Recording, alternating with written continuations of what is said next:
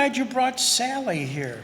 Yes, Jamestown's finest. She is the finest, and on top of it, she's your older Sister, yeah, and she's educator, was a children's pastor. There were more kids who grew up in Jamestown who had Mrs. Shaw for their preschool teacher. I always said she could drop to her knees and be face to face with a little ankle biter quicker than any other woman I ever saw.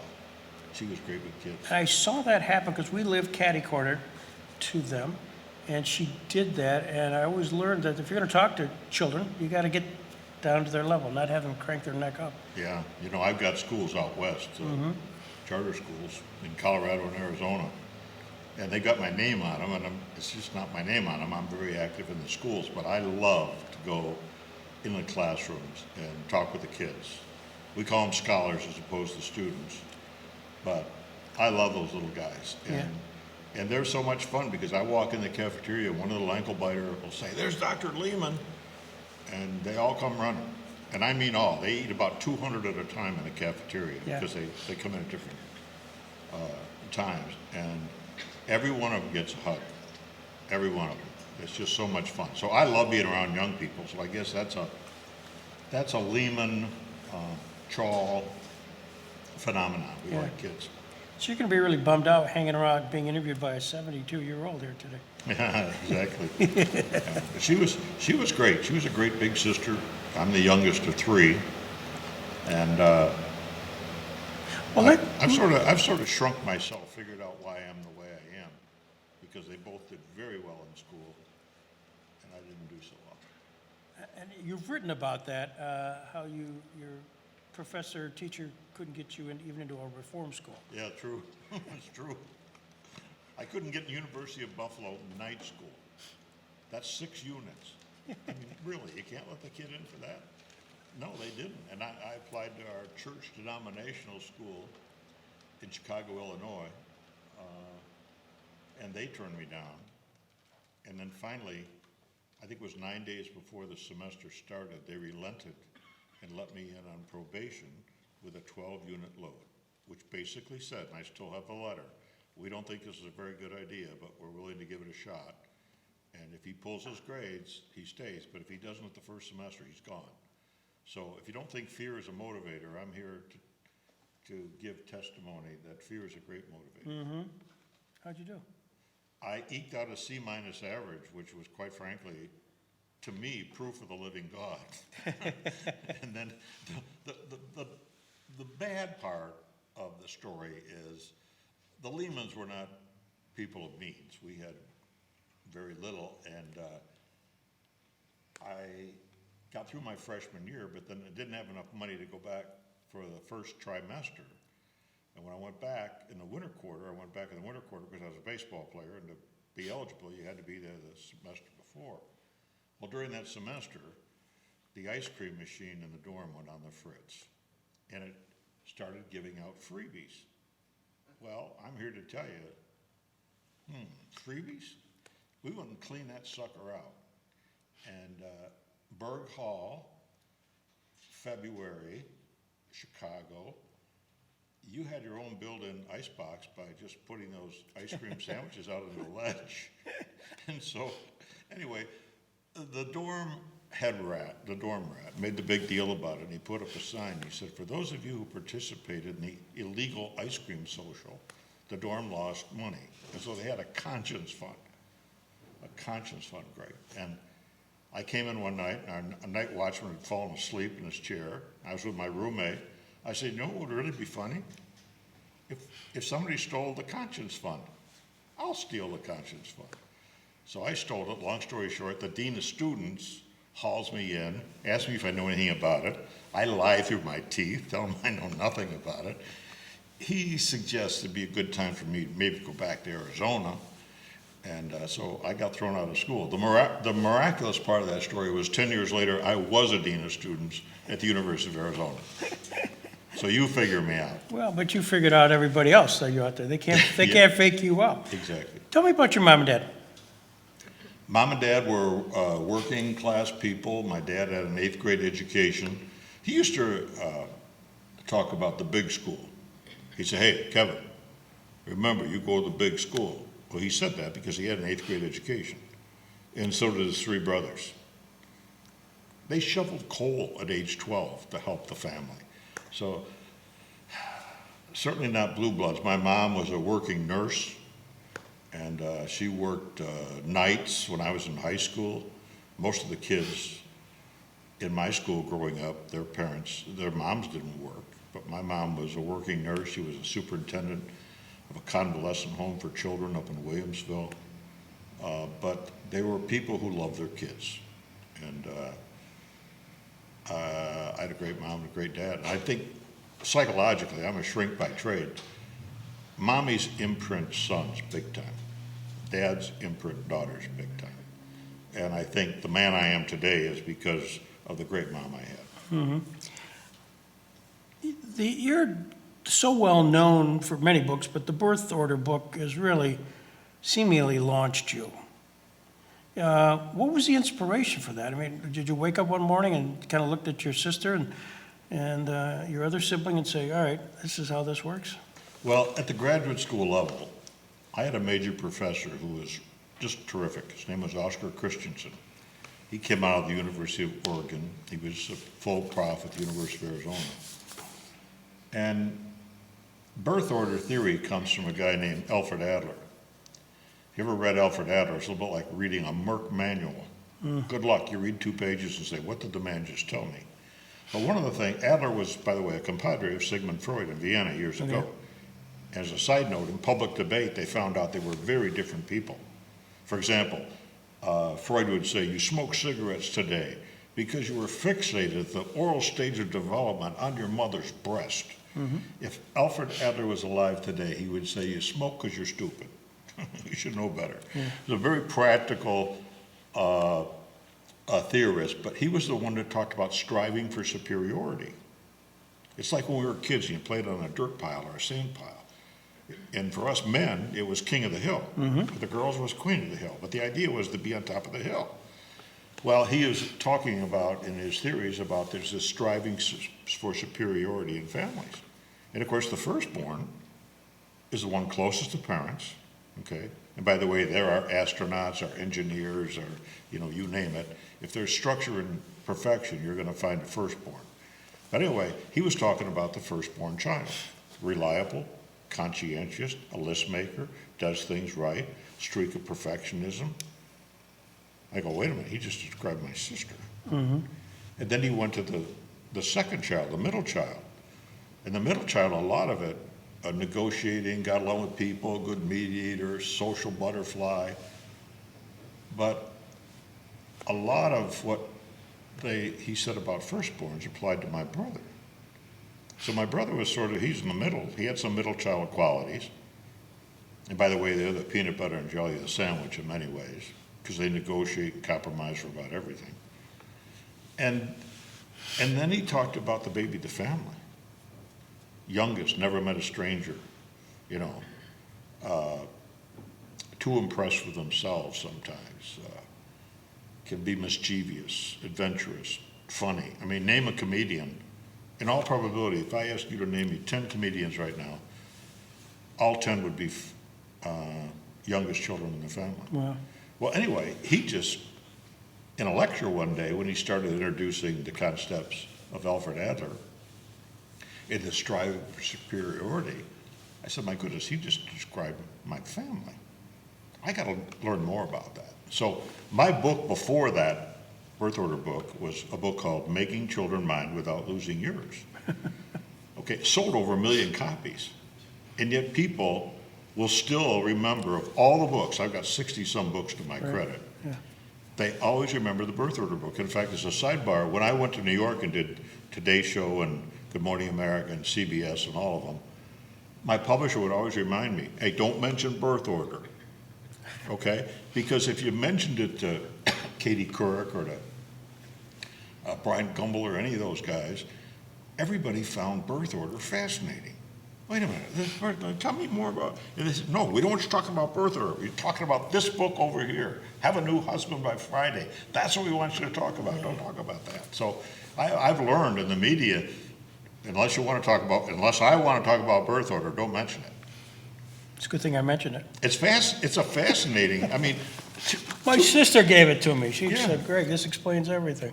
yeah, I mean, that explains why firstborns and secondborns in families are usually night and day different. You know, and all these little cubs seemingly come out of the same den. No, wrong, time out. The den changes with the birth of every child. And then there's things like gaps. The Lemans, we have 5 kids.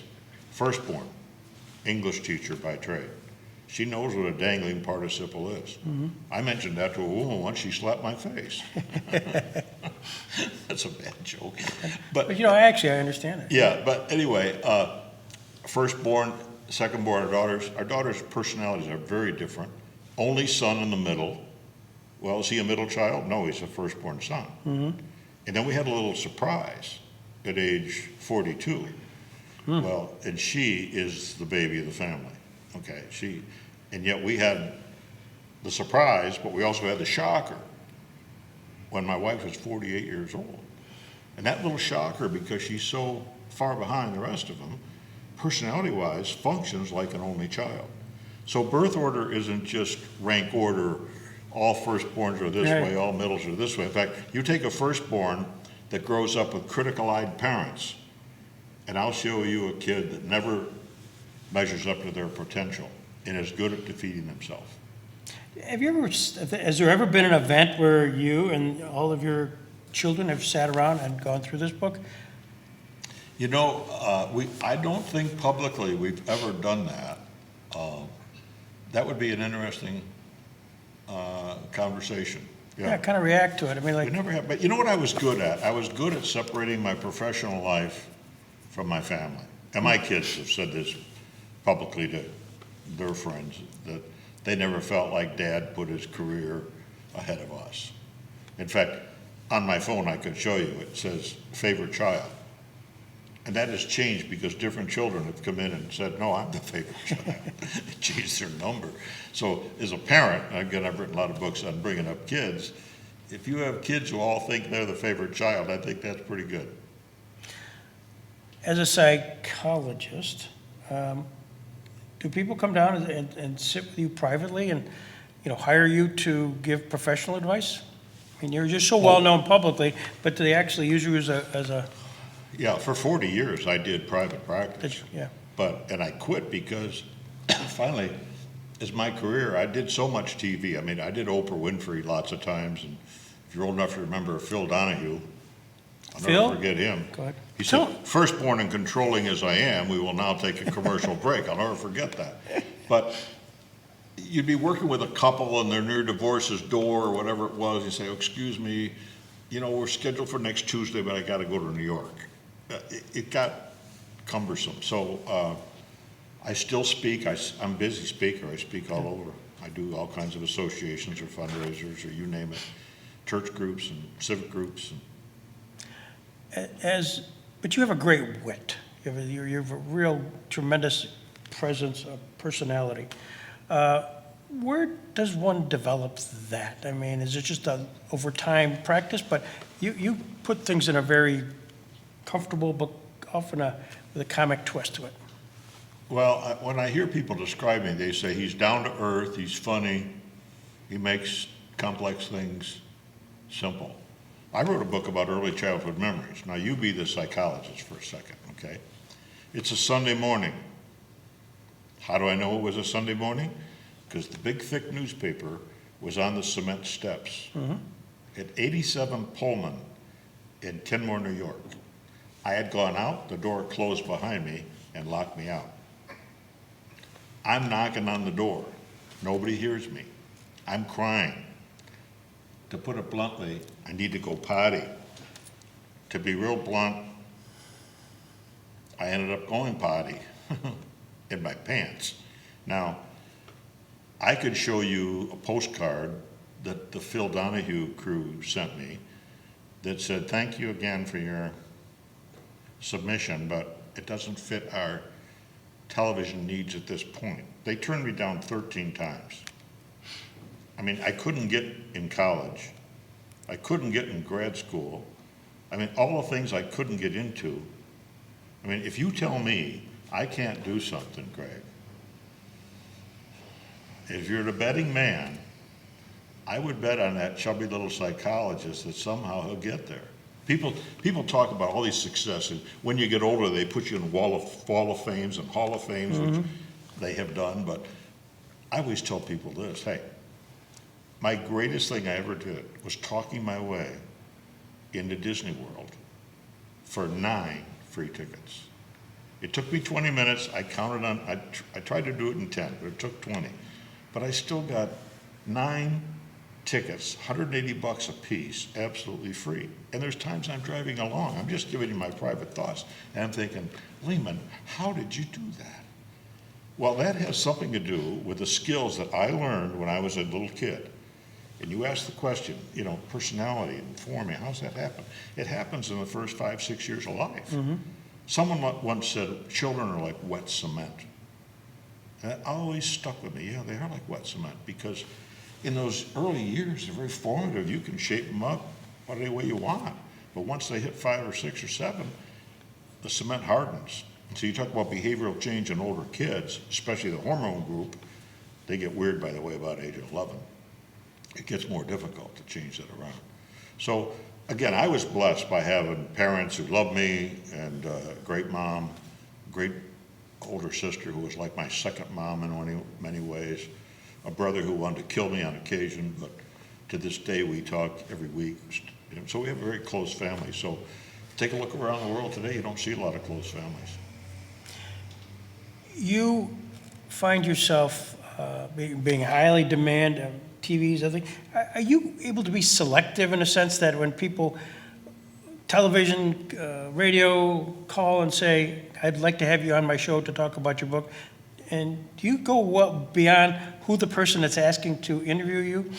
Well, the truth of the matter is, I do a lot of little shows. I do things other people wouldn't do. But I'm also a guy that if you call me, I'll call you back on the phone. So I think growing up in a very modest home with the values that my parents taught us, I think I did a pretty good job of trying to just be a regular person and treat people right. People always ask me, all these stars that you rubbed shoulders with over the years, who was your favorite? And the first one that usually pops up, believe it or not, is Regis Philbin, because he was such a down-to-earth, regular guy. And so my pattern has always been to run that way. But do you get excited about doing big shows? You do, because you know that if you're an author, for example, I can go do a weekend show in New York, and I can guarantee you whatever book I'm talking about will be #1 on Amazon that Monday morning. So the media, whether it's radio and TV, and I love radio. I used to do, in Chicago, I used to do WGN radio with Roy Leonard, and what a great show that was. Everybody in Chicago, and it's a 50,000 watt, you could hear it in Buffalo, for Pete's sake.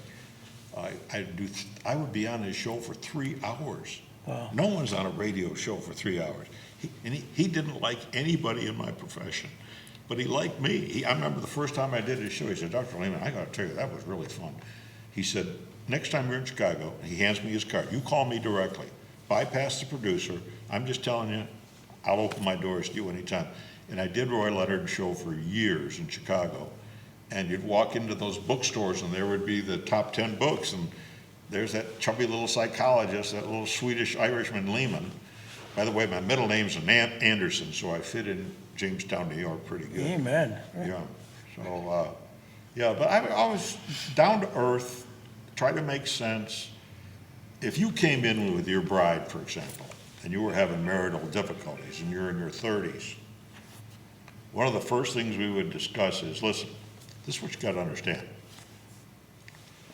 There's no magic dust in this room, okay? But if your plan is to be here for 6 months, you're at the wrong place. Whatever I can help you with, I can help you on short term, because you've learned to be who you are, and you've learned to be who you are. And whatever friction points there are that are getting you off the right rail, I can help you. I wish I could drop names in this business, because some of the famous people that I've sat behind closed doors and they had marriages that were just, I mean, they were done. But it feels good to be that playmaker inside that helps see a couple that, marriage, for example, isn't a competitive sport. And you'd never know it because most couples are very competitive. I always say, well, who's winning? If somebody's winning, guess what? You both lose, you know? So I was always good at working with people, getting results, and kids, those little con artists. I mean, we have seen the enemy and they are small and they're unionized and they know how to pull the chains of parents. And today's parents, to put it bluntly, Greg, they're pretty clueless. They want to be their child's best friend, you know. I mean, little Hampton, he didn't mean to spit on Mrs. Johnson, but he did. It's just one of those things. No, it's a very bad thing, and you got to teach them. There's something about training up a child. There is something to that. In fact, I'd love to write a book, and it might come yet. It might be one of my last ones. I always wanted to do this, called Have a New Dog by Friday. I wrote a New York Times best-selling book called Have a New Kid by Friday. And I always tell people it's a scam, because you could have a new kid by Wednesday. You don't have to wait till Friday. But the publisher wanted me to lay out a 5-day plan, which I did. But so all of my psychology is action-oriented. You know, there's times you got to take the little buzzard by the beak and say, and he needs vitamin N, which is no. Vitamin E, which is encouragement. We want to encourage kids, but there's also a time where you say, hey, listen, Jack, time out, we're not doing that. And so today's parents are reticent to really discipline their children. And they're reticent because, quite frankly, they don't live disciplined lives themselves. So that's a whole nother story. But anyway, behaviorally, I worked well with people, short term, tried to get them going and out the door. It wasn't hang around here, you don't need me. Yeah. I'm gonna teach you some things that are different, you know. Kids' behavior. A kid throws a temper tantrum at the mall because you won't buy them a treat or whatever. What do? In my book, I say you step over the child. I get it. There's a temptation to step on that little ankle biter. But don't do that. But when you walk away, what happens? He's not going to stand there and continue to have a power struggle in front of strangers. He's going to come after you. He'll probably belly flop in front of you a second time. But what's the purpose of nature of the behavior? The purpose of nature, that's a psychological term, is to show you as a parent, I am an authority over you. I mentioned the Leman Academy of Excellence schools. One of the things we do with teachers is we put authority in the classroom teacher's hand. What a difference that makes. Today's schools don't do that. Mm-hmm. They tie the teacher's hands behind their back. You can't have a great school. In fact, I just saw the local Jamestown paper headline. And I guess the big story is the state is trying to, I think, water down discipline. Well, good luck with that. That's not the way to fly. They should be going the other way. Yep. They should be strengthening the voice that the teacher has in that classroom. And the teacher and the family ought to be working together. This isn't rocket science, trust me. So you're talking to a group like here at the Jackson Center, and is there in your memory bank one or two times where a question came at you and you just simply said, huh, either you were embarrassed by the question or you just simply, it just took your breath away? You know, I've done so much.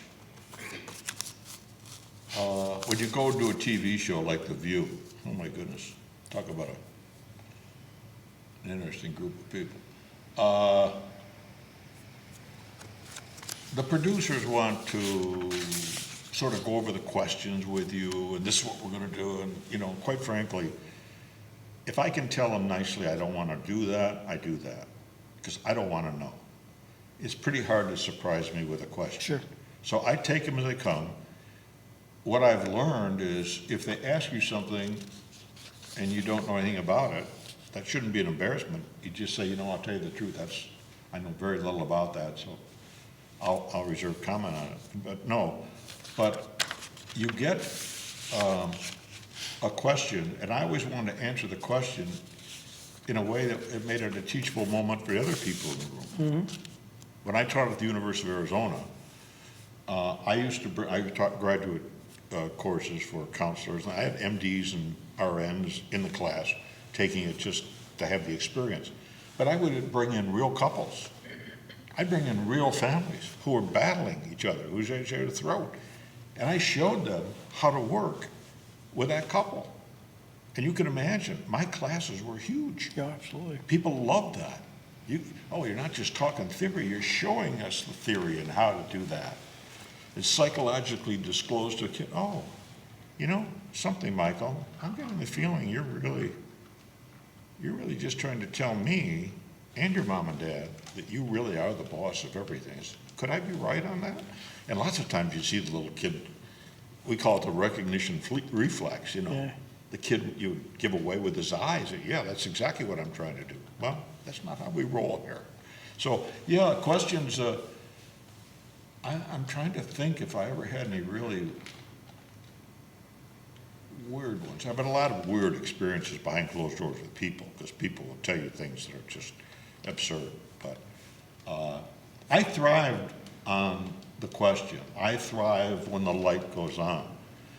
The rest of my life, I'm pretty quiet, reserved, and I think that's true of people who have humor, at least public humor, is they tend to be sort of quiet people till that mic gets turned on, and then all of a sudden they turn into another person. Not too long ago, well, maybe 10 years ago, but Phil Donahue was sitting right there, and I interviewed him about that, about him. Yeah. And it was just, it was a role reversal. Yeah. And I would have loved to have been here for that. Yeah, it was wonderful. Off camera, we'll get into that, but when they go into the green room, I'm always got you. I mean, I'm looking at your laundry list of talking to every big name humanly possible, but they always talk about the green room. The green room was where you're fun. Sitting there. Yeah. Is that just a quiet contemplation, or are Oh, they? no, anything can happen. I was on a show with Dr. Ruth, who was about 3 inches tall. Yeah. And someone asked her where her husband was. And she said, oh, I don't bring him. He would refute everything I said. And Barbara Wawa, I mean, she'd sit there at The View, okay, or in Good Morning America. She interviewed me both at The View and at Good Morning America. But she'd sit there on her cell phone. I don't know. I don't know. You meet a lot of different people. Steve Allen wrote 10,000 songs. I'm doing an autograph party with him in Tucson, Arizona. Wow. In a department store. And he was such a gentleman, so much fun to talk to, so bright. I had a hard time understanding half the words he used with me. But I'll never forget the moment, because I had a book out at that time called Sex Begins in the Kitchen, because there's company in the living room. And it had a big old display of the books there. And there was a couple that came in they had to be in their mid-80s. And they were literally they looked really cute. They were arm in arm. They were holding each other. I think they were holding each other up. But Mom walks by, and she looks at the big stack of Sex Begins in the Kitchen book, and she's like 8 feet from us. And she turns to her husband and says, not in our house, honey, too many windows. And Steve Allen, we were laughing 5 minutes later.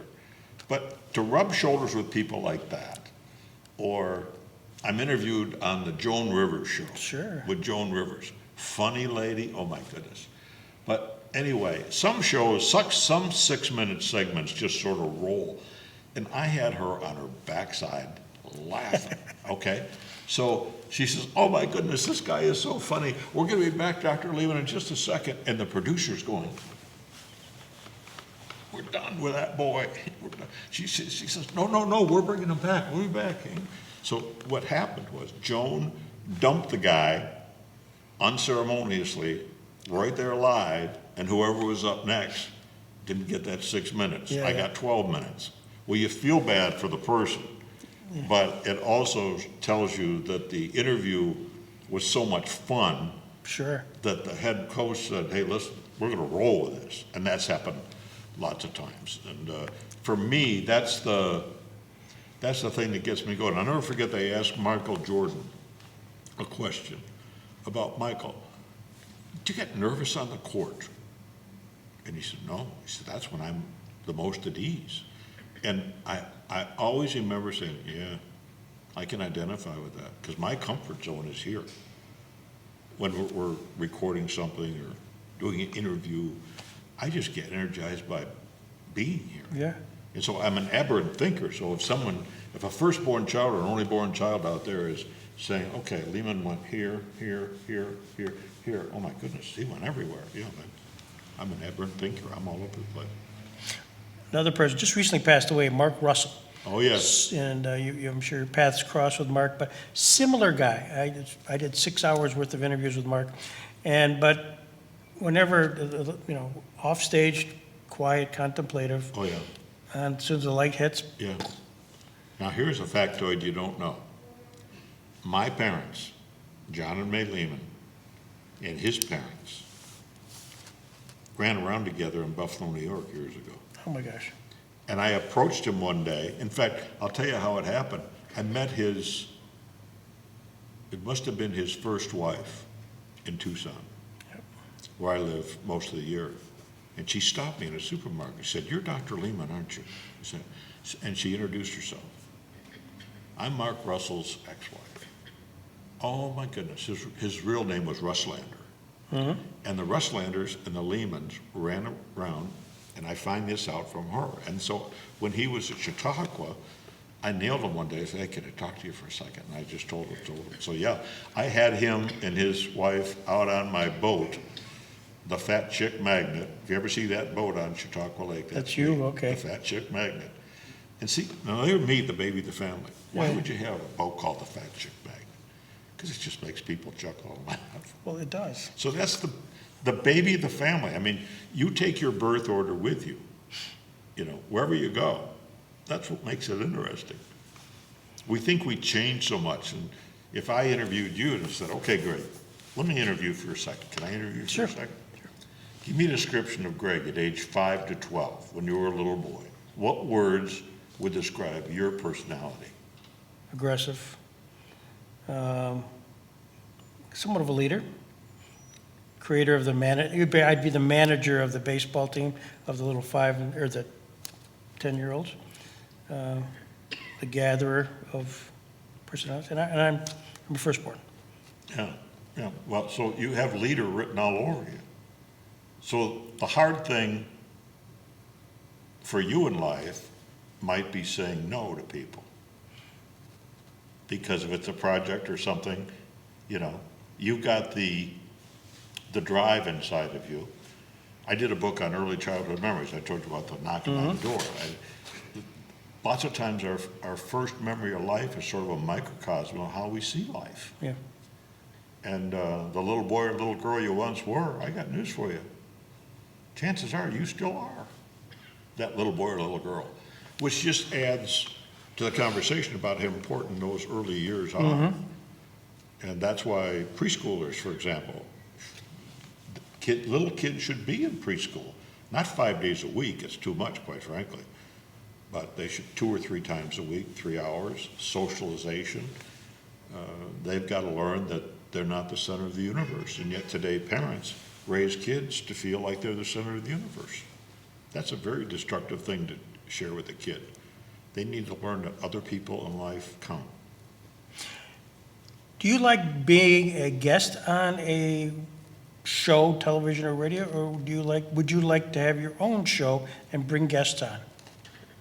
Well, I did do a show called Parent Talk for 10 years, and we were on hundreds of stations. That was fun to do, and I was with a guy he was really straight. He was straighter than straight.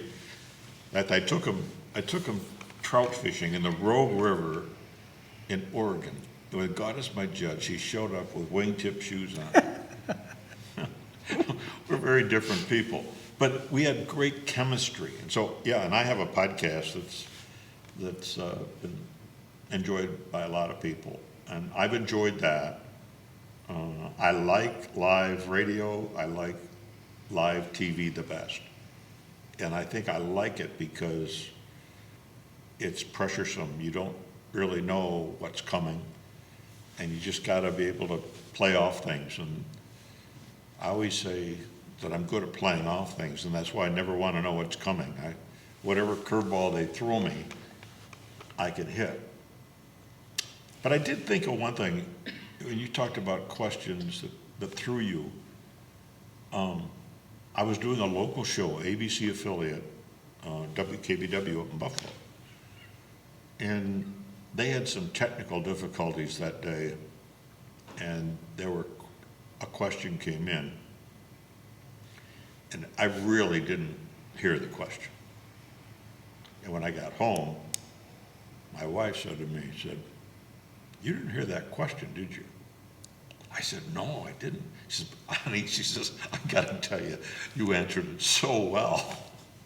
I said, "I did." It was a shot in the dark. I mean, really, you would think any smart person, this proves how stupid I can be, would have said, "Excuse me, I didn't hear that, would you?" That's right.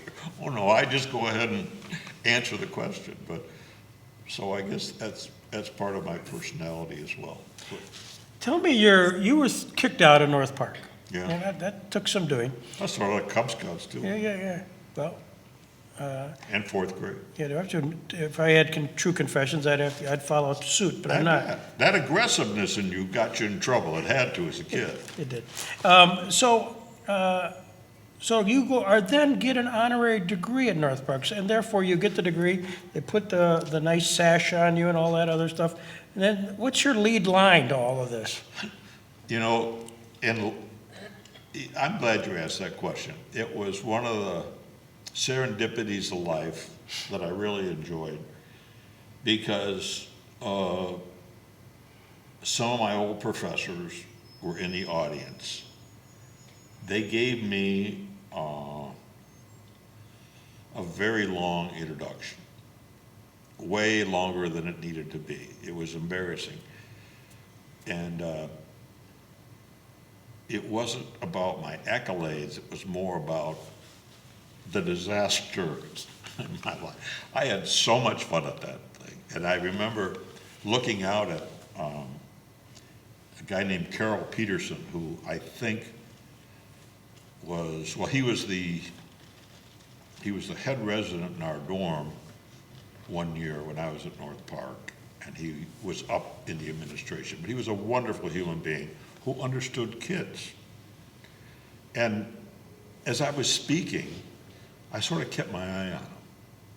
And I could just see in his eyes how much fun he was having just reliving some of those things.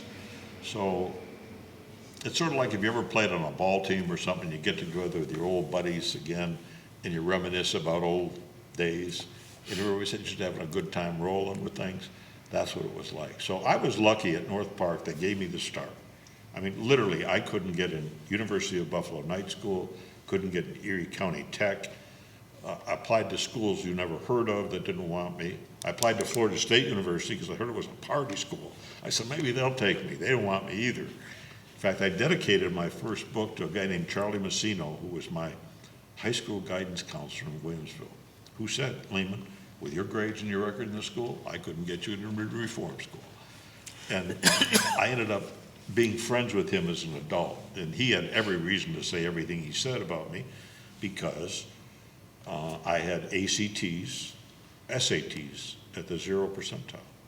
They had the exam at the University of Buffalo Saturday morning. I went, I took it, but they let you smoke cigarettes in the classroom. Well, I was a punk. I mean, I smoked Salem cigarettes. So I thought, man, this is cool, smoking my cigarettes in there. Well, there was a ball game on that day I wanted to see on TV. I bore very easily. I said, you know what, I don't know all this stuff. I answered a few questions I thought I knew, and I left. That's how you get 0 percentile. You get 200 points on that exam for just showing up. My score, my raw score, I think was 220 if I remember right. So that counselor, that professional had every reason to say everything he said. North Park had every reason to say, hey, you don't belong here. In fact, the University of Arizona, where I became a dean of students, turned me down. So when I became a dean of students and years later was out recruiting students with a registrar, he's the guy that turned me down. And now we're colleagues. So my whole life, Greg, has been sort of, what'd you say? How'd you do that? Yeah. how'd I talk my way into Disneyland? I'm still trying to figure that out. So you were able to, or thinking about taking that exam and then going to watch Dizzy Dean and Pee Wee Reese on Saturday afternoon baseball. Yeah, And that was your goal. yeah. I mean, what's better than watching Dizzy Dean saying he slid into second base? Yeah. Partner. Yeah, yeah. So I was just one of those loose cannon. We might go down a deep trap, Sally, so bear with us here. Yeah. But you talk about sport. Talk about sports for a second. I mean, you've made allusions to it. You're a baseball guy. Was that a good part of your growing up? Yes, when I was eligible. Yeah. But I was only eligible the first 6 weeks of all the seasons. I'll tell you what's fun for me as an adult was getting to speak to the Buffalo Bills football team when Jim Kelly was the quarterback. I did an inspirational thing for him. And I know a lot of coaches in the league. I know several coaches at the Bills. In fact, one of my buddies, Bobby April, was an assistant coach at the Bills. I had known him since he was 26 years old, when he was a young assistant coach at the University of Arizona. When he became a Buffalo Bill coach, he invited me over to the stadium. And Mike Malarkey was the head coach. And Bobby and I were just talking, having a great time. He says, I want you to meet our head coach. He's really a neat guy. So he goes up, comes back, and he says, I think he'll be down here in a few minutes if you just hang around. So Mike Malarkey comes down. He's the head coach of the Bills. And we just, hey, nice to meet you, nice to meet you. And he goes back to, they're in a planning for their draft meeting. And Bobby and I just continued to talk for a while, and Mike Malarkey comes down the stairs again. He says, by the way, I just got fined for leaving a meeting, but I've got to ask you something. Did you speak at Orchard Hill Church in Pittsburgh, Pennsylvania last year? I said, yeah, I did, as a matter of fact. Oh my goodness, you're the best speaker I ever heard. And we've been friends since. No kidding. He's retired now, he lives down in Jacksonville, Florida. But it's just those football connections. My brother was the football player, okay, of the two of us. I was a baseball player and loved basketball. But I love football. But when my brother blocked a punt with his eye and had a hemorrhage and problems, and so my parents became all of a sudden very protective of their youngest son. I was the first guy to ever wear a mask on a helmet up in Williamsville. But that's why I didn't further my football career, because my parents really were down on football because they saw the injury of my brother. But I love football. And I've been in locker rooms at the university after the games and watched the kids sing their songs and dance with delight. I've always enjoyed that. I wasn't a great athlete, but I love sports. Sure. You know. Well, I got just to ask, I mean, Arizona is leaving the Pac-12? Yeah, it's crazy. Was that a surprise, or did you kind of sense it all? No, it was a surprise. I'm a slow learner. When UCLA and USC bolted, I thought they'd keep that league together and add a couple teams and be okay, but they've been talking about someday they're going to have these major big conferences. Well, now the Big 12 and the SEC are huge, and it's only football, college football is going to be for the big guys. The little guys are going to die on the vine, I think. It's going to be tough, but college football, in my biased opinion, cannot sustain itself the way they're going. Between the NIL paying for image and likeness to all ball players and stuff, I don't think it can continue. When you do so, I remember I was reading a bunch of stuff online today about you and your resume. It's just it's overwhelming. If you one of your young ankle-biting grandchildren, maybe great-grandchildren, come up and sit on your knees and say, you know, Grandpa, what do you do? How would you explain it to her? Well, I've had that conversation with my grandson and granddaughters. And it goes like this: always make a friend. Always make a friend. I'm writing a book right now with my second daughter called Be a Great Teacher by Friday. I wrote a lot of Friday books. Have a New Husband by Friday. Have a New You by Friday. Will there ever be a Have a New Wife by Friday? No, I'm smarter than I look. I'm never going to do that book. But I told my little granddaughter and grandson, hey, always make a friend. The 3 R's in teaching are relationships, relationships, relationships. And I share the story about Herb Kelleher, who I got to know very well, who I interviewed for the birth order book. Mm-hmm. And he was the CEO and chairman of the board at Southwest Airlines. Youngest of 4 children, drank Wild Turkey whiskey like it was water. Mm-hmm. A heck of a personality, a great leader, a guy who reeked of enthusiasm and encouragement for other people. And if you ever flown on Southwest, I can tell you had more fun on Southwest than you did on any other airline across the board. Why? Because he's the youngest of 4 boys. And he insisted that airline, in fact, here's his quote. His quote is, we're in the service business here at Southwest. It's incidental that we also fly airplanes. So he had a great way of seeing that business is all about relationships. Being a teacher is all about relationships. As a guy who travels a lot, I used to hate the mundane conversations you'd have when you'd check into a hotel. How was your flight? How was your trip? All that things. I invented ways of entertaining myself, but still with the byline of always make a friend. By the way, ma'am, last time I was at your hotel, I had some woman pound on my door at 3:30 in the morning. Oh, sir, I'm sorry. Oh, finally I got up and let her out. And that's me. I'm just telling you that 4 hours later when I'm walking into this big, Dr. Leman, how's your day? Everything good? Can we do anything for you? Always make a friend. Yeah. It's all about relationships. And in our society today, because it's so quick moving and it's difficult. I go through McDonald's in the morning and get my cup of coffee. Look what I found. It's a $1 bill. I hand it to the kid or the lady. I found it. It's for you.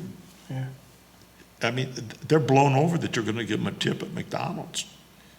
Put a smile on somebody's face.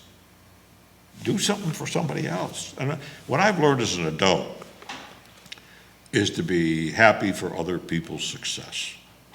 I think that's a gift, an acquired gift you'll learn. And for me as a baby of the family, it's real easy for me to go to the limelight, but I've learned to be happy for that person who does well. The power of the written note, something I do. I'll write someone a note, see something in the newspaper about it, just a little note, say, great job, good going. Take time to do those things with people. It'd be a nicer world if we did that more. By the way, this is wonderful. I love this conversation. Is there times when you're talking to your sister and you just simply respond by saying, you're saying that because you're the oldest sister, or you're doing this because you're the oldest No, sister? I kid her. Do you play the card? I kid her a lot because there's a way that firstborns do life, okay? A comes before B, which comes before C. And I think I sort of have fun. I have probably made fun of her in a brotherly, loving way. I love my sister. She's like my second mama to me in many ways. But I learned that I should know this better than anybody. We all do life differently. I would prefer not to have a roadmap. I'll find my way. The family used to call me Super Nose. I'll find it. I will fly by the seat of my pants a lot more than my brother or my sister. But we're classic. So Sally was a classy lady. She She was a classy teacher. She was a pastor in a church. She always did things right, did things well with class. We used to kid her because we were camping years ago in the Sierra Nevada mountains in California, out near my brother's place. And it's time to turn in. We've been sitting around the fire, and she goes in her tent, and she comes out, and I'll be a son of a gun. Greg, she got a nightgown on. A nightgown. We're 8,500 feet high in the Sierra. I mean, everybody's sleeping in jeans and, oh no, not my sister. She comes out with her negligee. I mean, it's how she does life. What's fun is she laughs at herself. She knows she's like that. So we have a lot, and she'll get after me because I'm a youngest, and she'll straighten me up. You should care more about what you look like. And I do this with my wife's the firstborn, of course. Yeah. So we have conversations like this. You're not going out like that, are you? What's the problem, honey? You got a big spot in your shirt. Only one, don't worry about it. I'll be home in an hour. So one of the books that I really enjoyed writing was a book called Have a New Husband by Friday. And it was really a book that just shared with women how to talk to us men. If you're characteristic of our male species, you don't like questions. If you want to shut a man down, ask him a question, okay? If you want a man to talk to you, lady, ask her his opinion. Mm-hmm. If you ask a man his opinion, he'd talk your ear off. And we hate the Y word. Men hate the Y word. So as soon as we hear the Y, the last thing a man wants to hear from his wife is, honey, we need to talk. That means you're in trouble for something. At least that's what he's thinking. So I try to teach women that us men are pretty simple. You want our attention, touch us. One lady said, Leman, I tried that. Next thing I knew, I was looking at the ceiling. I said, there's times in life just to sit back and enjoy. Those things happen, part of life. But my point is, marriage ought to be fun. Relationships with our kids ought to be fun. We have signs at Leman Academy of Excellence that says, Leman Academy of Excellence, where learning is fun.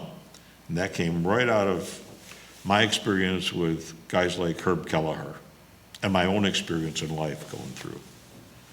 Make it fun.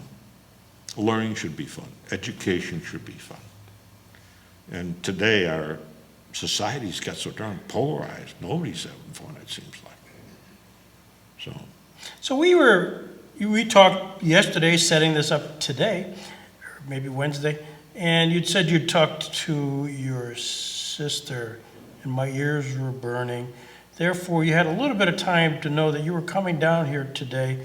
Is there a question I should have asked you that I haven't broached yet? Oh, no, I could talk to you forever. In fact, we should have coffee together and just talk about life. I think it'd be a great conversation. No, I enjoy it. The older you get, you do get affirmation from people that you've made a difference in people's lives. And I would be lying if I told you that doesn't really feel great, because it does. It feels great to know that you made a difference in somebody's life. And we're here for such a short period of time. It's great to know that you touch people's lives. I was sitting at the University of Arizona basketball game, and it was halftime, and I sit 6 rows from the court side, and a guy came up. He sat down in the empty seat next to me. He says, Dr. Leman, my name is, and he gave me his name. He says, you don't remember me, but when I was a freshman, now this guy's 60 years old, I got caught stealing a book in the bookstore, at the campus bookstore. I said, oh, you came to see me, didn't you? He says, yes, I've always wanted to tell you how much I appreciated how you handled that situation with me. He says, you have no idea the difference that your simple statements made in my life. I need to hear what you told me. You shot it to me straight. I said, I bet I told you that I believe in you. He said, yeah, you did. And you talked about my family. I said, I did. And your family's proud of you, right? And he was a Mexican-American kid. And if you know anything about that community, lots of them were the first ones to ever go to college. And that was his case. People were looking at him. But I got in his head. And I told him straight out, if you do this again, I'm going to throw you out of this school. And there's times where you have to just bury the bone. I don't care if the kid's 3, an ankle biter, or a smart mouth 7-year-old. There's times that you have to understand that authority is a good thing. Now, you and I grew up in authoritarian homes in all probability. Yeah, I'll be glad to confirm that. Yeah. My dad would say things like this. He'd say, hey, 8 o'clock.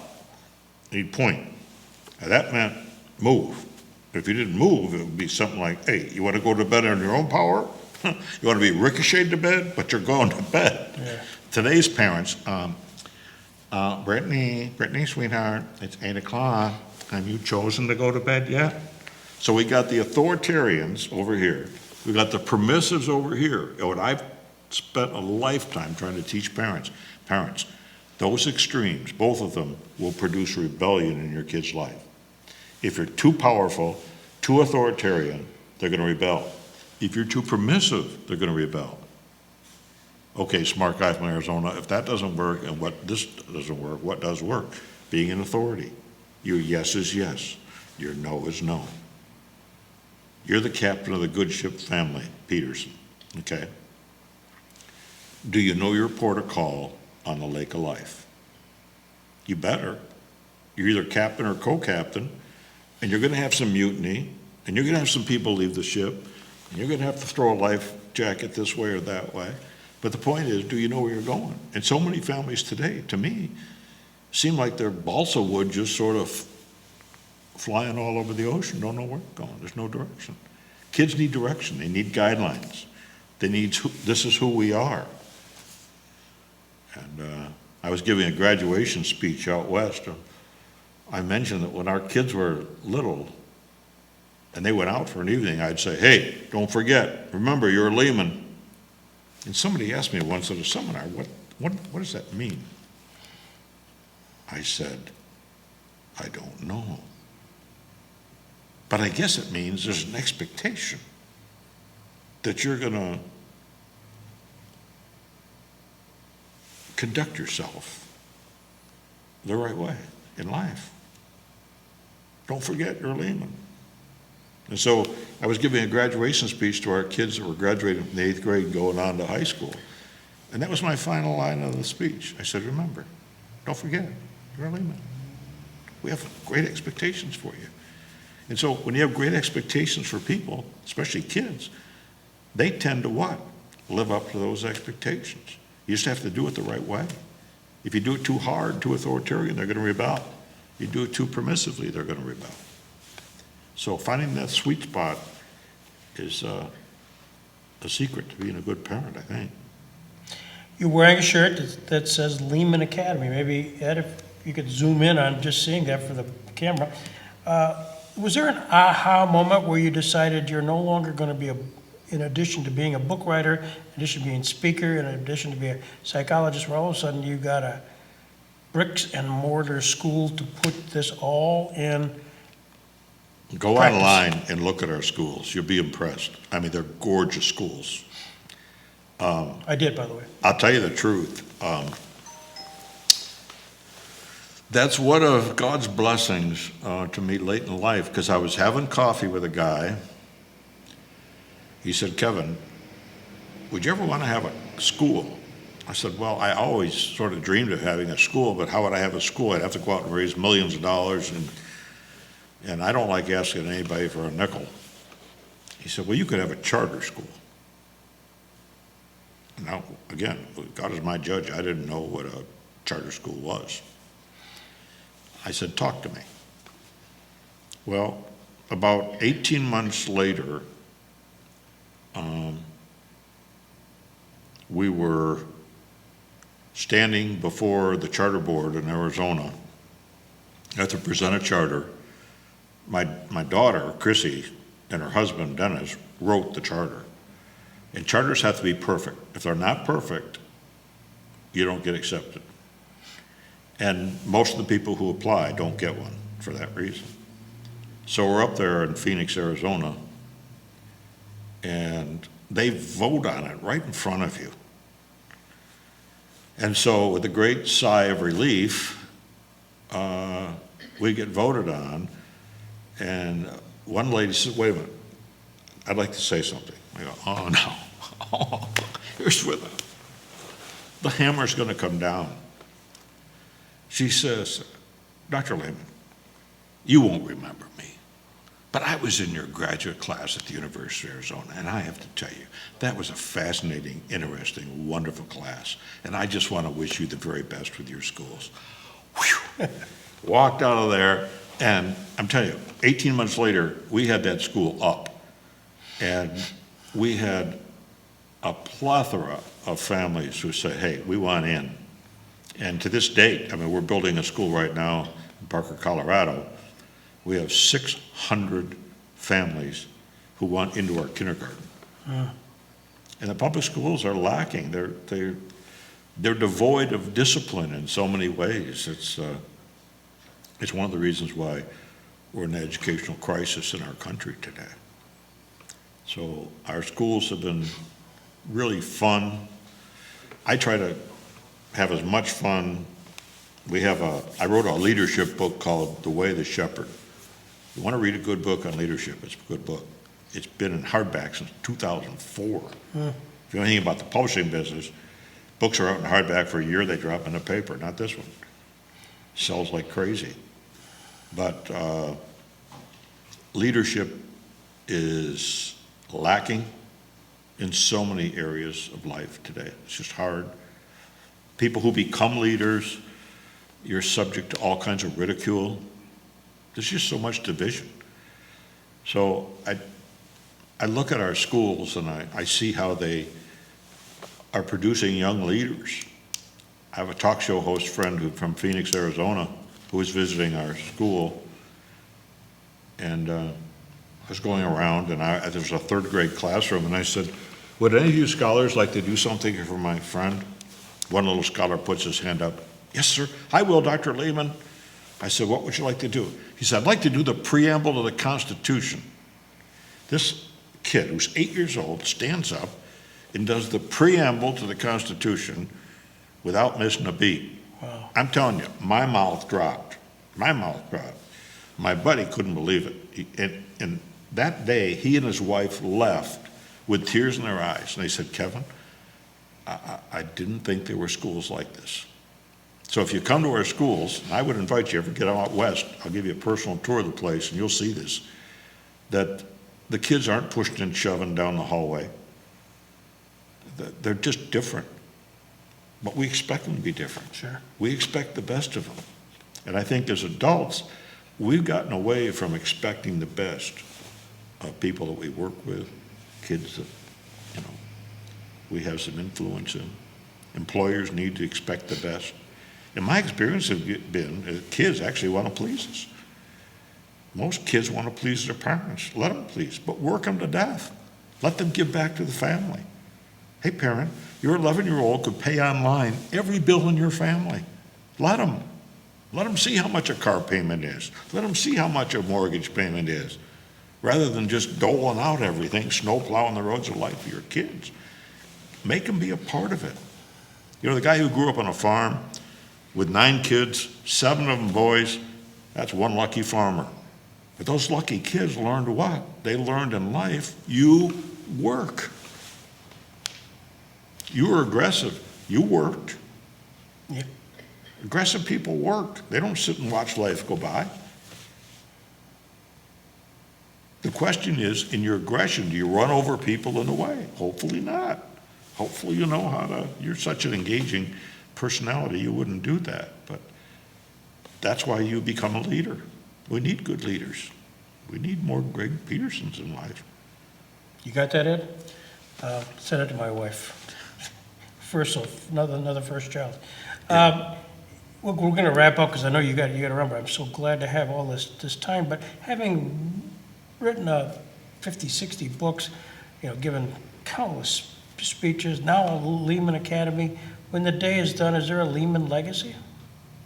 Well, people always say that. They say, oh, you're so lucky.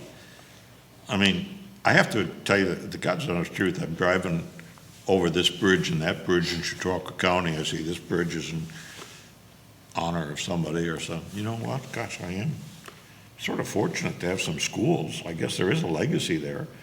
I mean, I'm a guy that a lot of people wrote off. The head superintendent of Williamsville Schools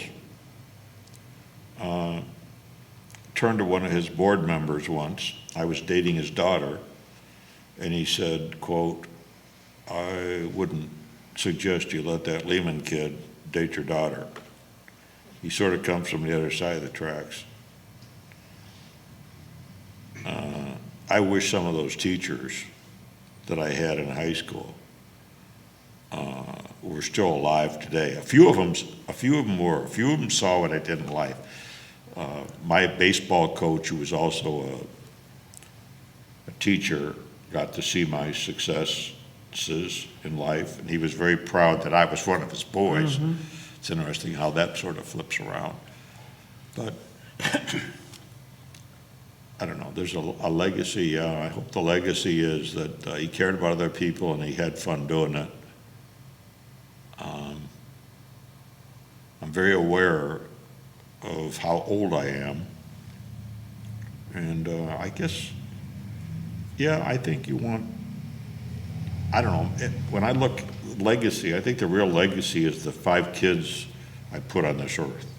And I think what I love about them the best is that they really love each other, they have each other's backs, and they're really good at engaging in other people's lives and realizing that they're not the center of the universe. I think growing up as a kid, as a baby of the family, it was really easy for me to think that I was the center of the universe. Well, you soon learn that that's not true, but as an adult, to sort of put that into motion, I know we're making a difference in those kids' lives. We get constant feedback from parents and kids about the wonderful experience they have at Leman. As a side note, I'm sitting at a volleyball game with my wife, and all of a sudden I hear in my ear, this is the very first year we had this girl, come on, Leman! And I'm thinking, what did I do wrong? And there's all these kids out there with these uniforms on that go Leman. Yeah. And my private thoughts are, I go by this beautiful school, it says Leman Academy of Excellence. I go, gosh, that's me. Yeah. And there's something, this is just, we could talk all day, but I think this is sort of interesting. I remember when my whole life turned around when I was about 21 years old, went back to school full time. The first semester back, I got on the dean's list. And I got this thing in the mail with my grades, and it said, that was on the dean's list. And I remember saying my name out loud, talking to myself, Kevin Leman. That's me. It was incongruous in my mind that those were my grades, all A's and 1 B. I'm on the dean's list, because trust me, I was on a few dean's lists before that weren't exactly a good list. I was always suspect number 1. But so, yeah, you look back and you laugh and you just realize that it all started with who's got your back. I've asked this question to audiences. I'd love to speak in this room, by the way. This is a great place to speak. I ask audiences all the time, how many people in life had your back? How many people loved you no matter what? And I'll tell you, the average is somewhere between 1 and 2. Not many people say, oh, Leman, I had 10 people. But what's the quality that that person had who believed in Greg Peterson? What are the qualities? What are the things that really made a difference? And those are the things that we need to remind ourselves that those are the important things in life. So just like you ask, what do you teach your grandson or your granddaughter? Hey, always make a friend. It's all about relationships. Open those doors, you know. Teach them this. Can you help me? Would you help me? Nobody's going to say, no, I'm not going to help you. Drop dead, you creep. It's a great door opener for anybody. Could you help me? I tell stories about how I booked myself on national TV shows by calling the TV show. You don't do that if you're an author. You don't call up some TV show. I did. Took me 120 seconds. I was booked on a major show called Our Magazine. My first words to Our Magazine, could you help me? The woman says, how could I help you? Well, I'd like to talk to Steve Clements. He's the executive producer of the show. She says, well, who's calling? Mr. Nobody. She said, excuse me? Mr. Nobody, N-O-D-O-B-Y. And she laughs. I said, Mr. Nobody? I said, well, I've got a name. My name's Kevin Leman, but trust me, I'm a nobody. I point out to people that assistant has tremendous power in her index finger. Mm-hmm. She pushes the right button. I talk to Steve Clements. 2 minutes later, I'm booked on the show. How did it start? Could you help me? Yep. The little truths of life, I think, whatever you see in your life that's been impactful, been life-changer for you, pass it along to those younger ones. Makes a difference. You make a difference. This is really fun. Thank you so much. Sally, how did he do? It was very entertaining.